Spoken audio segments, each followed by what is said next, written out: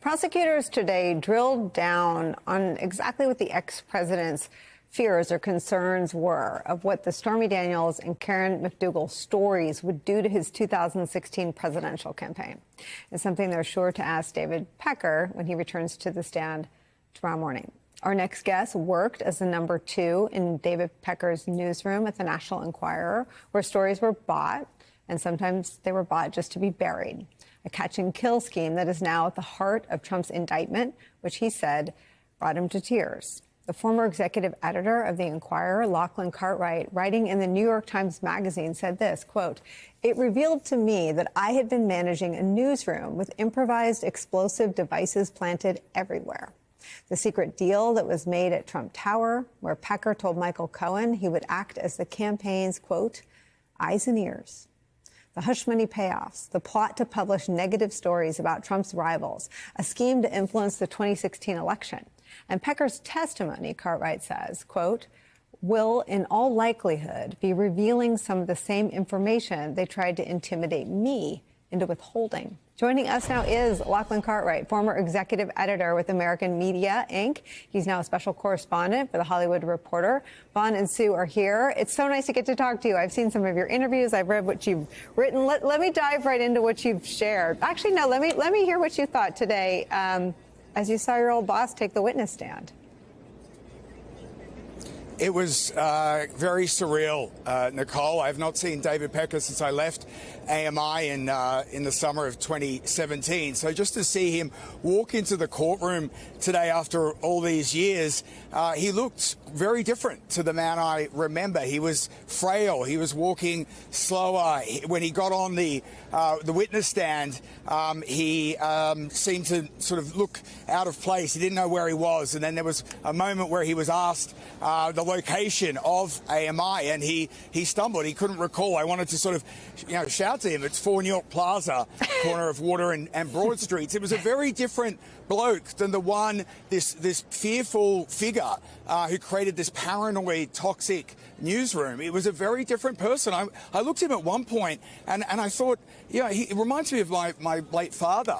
And he was 71 when he passed, and David Pecker is now 72. So it was a completely surreal to be in that courtroom today and to hear, certainly a very short period of his testimony. We'll hear more tomorrow, but just very different in how he was walking and how he was moving and how he was talking. It was truly surreal.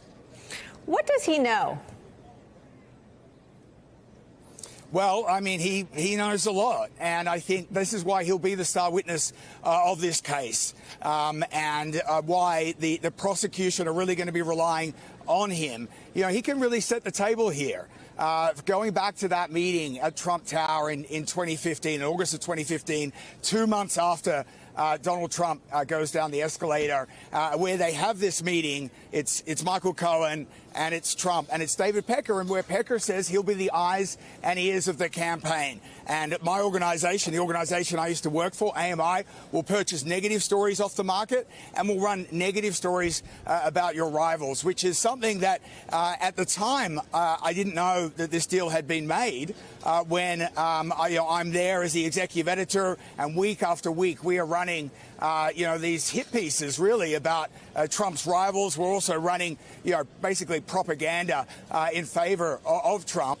But David Pecker can really act as a tour guide for the jury as to some of the meetings and the conversations that were going on with people like Keith Davidson, who was the lawyer and the fixer close to Dylan Howard, very close to the person I used to work for, and who was instrumental in representing Stormy Daniels and Karen McDougal. So he can provide a lot of detail about that. What is your understanding of the part that is alleged to be criminal? What do you know now? I mean, I'm not suggesting you knew at the time, but what do you know now about how the money flowed and Trump's role in directing it? Well, it's obvious to me now that there was this agreement, there was this scheme to influence the election, which dates back to that meeting at Trump Tower. And as a result of that, there were these hush money payoffs. The first one that I was witness to was Dino Sajudin, who in 2015 contacted our tip line and said he had a story about a Donald Trump love child. We mounted an operation to try and stand that story up.